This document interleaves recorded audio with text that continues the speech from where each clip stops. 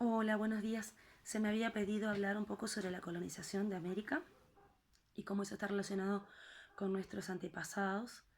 Y precisamente hoy, 12 de octubre, se recuerda la llegada de los españoles a América. Si bien la mayoría lo recuerda como un genocidio, que lo fue, también tiene sus cosas positivas, sus cosas buenas. Y no olvidemos que como miembros de la Iglesia y por el conocimiento que tenemos, sabemos que eso tenía que ocurrir y sabemos también que nuestros antepasados nativos eran idólatras y estaban sumergidos en una forma de vida que nada tenía que ver con lo que el Señor alguna vez les había enseñado. Más allá de esa valoración, decimos que en 1492 Cristóbal Colón llegó por error a América, porque en realidad su idea era ir a la India. De hecho, él había salido para ir a la India. En aquella época se hacían viajes a ese lugar para traer especias, para traer sedas y otros productos. Se viajaba a Asia con esa finalidad, una finalidad netamente comercial. También, por supuesto, sustentada en el objetivo eh, de cristianizar o de evangelizar a los habitantes de otras naciones, ya que durante toda aquella época la Iglesia Católica era muy fuerte en la comunidad europea de aquel tiempo.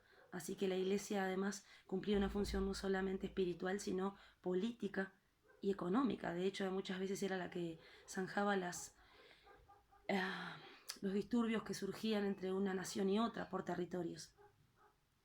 Los españoles llegaron después del viaje de Colón, después de los sucesivos viajes de Colón y de otros viajeros, empezaron a venir no solo hombres, sino mujeres que fueron protagonistas, si bien la historia quizás no la recuerda tanto, pero fueron protagonistas porque ellas fueron, como en el caso del viaje de Pedro de Mendoza, fueron las compañeras idóneas para ayudarlos a establecerse aquellos hombres. En el caso del viaje de Pedro de Mendoza al lugar, a la fundación de Buenos Aires y demás, que fue muy difícil. Ellas dejaban un ambiente totalmente seguro y confiable para venir a un lugar muy lejano, como era América, muy hostil, lleno de indígenas no dispuestos a abrirles la puerta tan fácilmente, eh, como sí lo hicieron en su momento los aztecas, confundiendo a los españoles con sus dioses. Para la época, por ejemplo, de la fundación de Buenos Aires, 1536 y 37, ya era otra la actitud hacia el español, hacia el invasor español, que así era considerado, un invasor. No solo españoles llegaron, también llegaron portugueses. Recordemos que Brasil es una colonia portuguesa.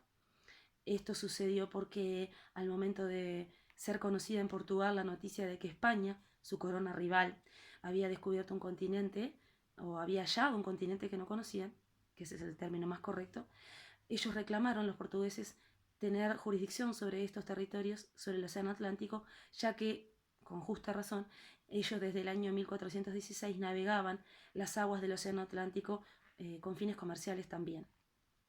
Así que fue el Papa en su momento, en el año 1493, quien por medio de lo que se llamó la bula intercaetera, es decir, un documento, un tratado específico, señalaba el reparto de los territorios y por ende le tocó a Portugal lo que hoy conocemos como Brasil y también más territorios sobre el Atlántico y sobre África, en este caso.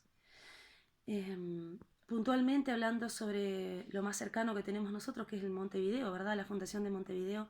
Digo cercano porque es la capital de nuestro país, porque Colonia, si bien es cercano, Colonia fue fundada por portugueses, pero ahí también tenemos mezcla, ¿verdad? La mezcla que se dio, quiero decir, en este caso de europeos blancos con nativos. La primer mezcla o la primer cruza étnica fue de españoles con mujeres nativas, luego entran en escena también las mujeres negras traídas desde África, junto con hombres, ¿verdad? En general la esclavitud negra se utilizó para las actividades que aquí los indígenas no podían seguir cumpliendo a cabalidad, ya que por su complexión física, por los malos tratos, por las enfermedades de las que fueron contagiados por los españoles, empezaron a morir. Los indígenas en realidad no tuvieron muy buen fin, exceptuando los indígenas de las misiones. Las misiones eran lo más parecido a una reducción, a una especie de reserva donde ellos eran puestos a cargo de sacerdotes. En este caso, la misión de la Iglesia Católica sí era evangelizarlos y se respetaba, se hacía, se les respetaba su forma de vida, si bien se les inculcaba el Evangelio, el de la Biblia, ¿verdad? El de la Biblia de ese momento. Y y fueron muy prósperas esas misiones, a esos indígenas sí les fue muy bien. De todas maneras, eso no cambia el hecho de que se dio ese cruzamiento étnico entre españoles, blancos y mujeres indígenas, dando origen a lo que conocemos como los mestizos. También después hubo otras mezclas por la parte de los esclavos. Así que nuestros antepasados más remotos, en el caso del siglo XV, no es solo de nativos, sino también de españoles y de portugueses y de algún que otro inglés o francés que también venían a nuestras costas en sus barcos con fines comerciales y que después terminaban quedándose.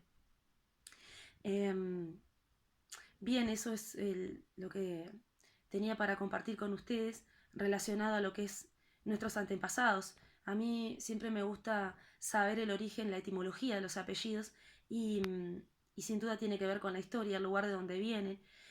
Los apellidos todos refieren a un lugar específico o a una situación. Eh, por ejemplo, si pensamos en el apellido Montes, que decimos, bueno, es un apellido de origen español, pero tiene que ver con precisamente un accidente geográfico, un monte. Todo tiene un porqué. A mí me gusta mucho saber el origen de los apellidos y de los nombres, y ni que hablar que en nuestro caso, nuestros nombres, que uno a veces piensa, me pusieron tal nombre por mi abuela o por mi bisabuela. Bueno, tiene que ver, mucho que ver con esas tradiciones tan arraigadas de costumbres y de idiomas que nos fueron legados por esos invasores que alguna vez llegaron y que tomaron contacto enseguida con nuestros antepasados nativos. En el caso de Uruguay, de todas maneras, tenemos mucha influencia en cuanto a apellidos y a, sobre todo, más que nada, a lo que es la toponimia, es decir, a lo que es o a lo que refiere a los nombres de los lugares o accidentes geográficos, está relacionado con la influencia de guaraní, porque la etnia de los guaraníes era la más la mayoritaria, digamos, en esta zona del Río de la Plata. Ustedes recordarán que en la escuela habrán oído hablar de yaros, genoas, boanes y otras etnias, ¿verdad? Minuanes y otras etnias, pero, o los charrúas mismo. Eh, pero nosotros la mayor influencia que tuvimos es la de los guaraníes porque eran mucho más en número. Si bien se dice que Uruguay es la tierra charrúa y que Uruguay tiene la garra charrúa, eso está relacionado más que nada por la forma de ser aguerrida y salvaje de los charrúas, que hoy nos encanta decir que en el fútbol tenemos la garra charrúa, bueno, relacionado un poco con eso, pero los charrúas eran los más sanguinarios precisamente, son los que tuvieron que ver también con la muerte de Solís, por ejemplo.